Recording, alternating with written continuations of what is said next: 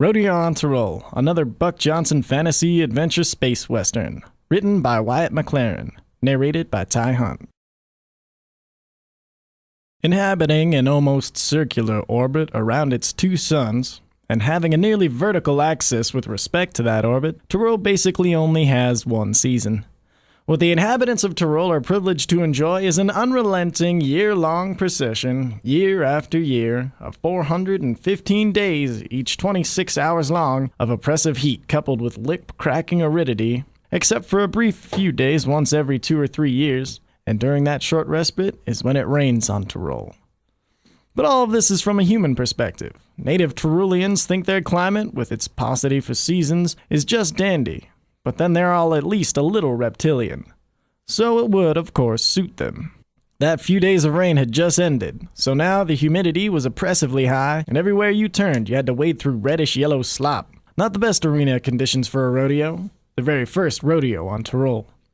Buck Johnson was determined not to let it get him down. He was backing Snort Jones in the bronc riding and both Snort and Skeeter Evans in the dragon team roping. And Buck himself was entered into the dragon team roping and the dragon riding. They would then pool their winnings and get the hell off Terul. All three of them, but especially Skeeter, longed for ready and frequent access to some liquid refreshment stronger than warm, brackish water, as well as for an easier life. The rodeo on Kerluk, one of only 2 places on Terul with enough metal huts huddled together to be called a town, was scheduled to begin the next day. It would be the first performance of the first major rodeo since the Intergalactic Rodeo Association had been revived. Contestants and spectators had already started trickling in. The area behind the arena, behind the holding pens constructed of portable laser panels, was beginning to fill with the multi-hued sky trucks, food vendors, kiosks, and Insta-construct shelters of various sizes, where various kinds of illegal entertainment could be had. Beyond these, where the ground was relatively boulder-free and the mud wasn't quite so deep, a few intergalactic ships were moored, one of them having flown in stock from Earth. Buck had already paid his and Skeeter's and Snort's entry fees. All they had to do now was cowboy up when the time came, collect their winnings, and then ride on out. Buck had no doubts about Skeeter and Snort's ability, but he was a little worried about keeping them sober and in top rodeo shape for the next few days.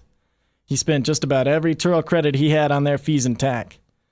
So Buck emerged from his sky truck burdened with a large bundle, but walking lightly with a spring in his step through the red glop. He walked right up to Snort and grinned.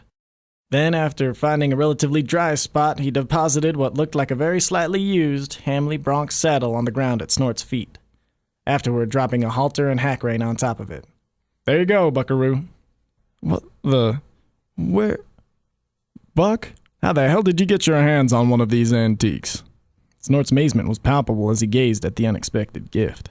"Yeah, Buck, how did you?" Skeeter Evans, whose astonishment nearly equaled Snort's, put in unbidden.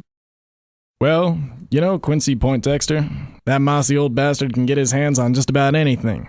Anyway, I told you boys I'd get you outfitted for this rodeo, didn't I?" Snort's hand ran lovingly over the saddle's swells along the cancel. "And I got a little something for you too, Skeet. Got it from Quince too, come on." Buck turned on his heel and headed back towards his decrepit sky truck. Skeeter fell in behind while Snort gathered up his new bronc saddle and tried to keep up. Arriving at the aged vehicle, Buck walked up to the open cargo hatch and motioned Skeeter in. He pointed at a saddle rack holding a used but obviously serviceable korth roping saddle. Korths, scaly 3-toed beasts that looked something like a cross between a horse and an ox, are the preferred mount in this part of the universe. They aren't all that intelligent or agile, but they are fast on a straightaway, hardy enough to thrive on planets like Terul, and sure enough strong. "Looky there, Skeet. That one's yours." Skeeter caressed the saddle with his eyes and then his hand. "Damn, Buck, I don't know what to say." "You don't need to say anything. Just make damn sure you're in the money so you can pay me back."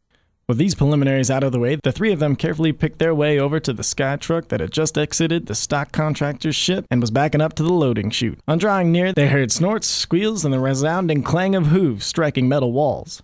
A strange, misty look stole over Buck's face. Then the sky truck's loading gate fell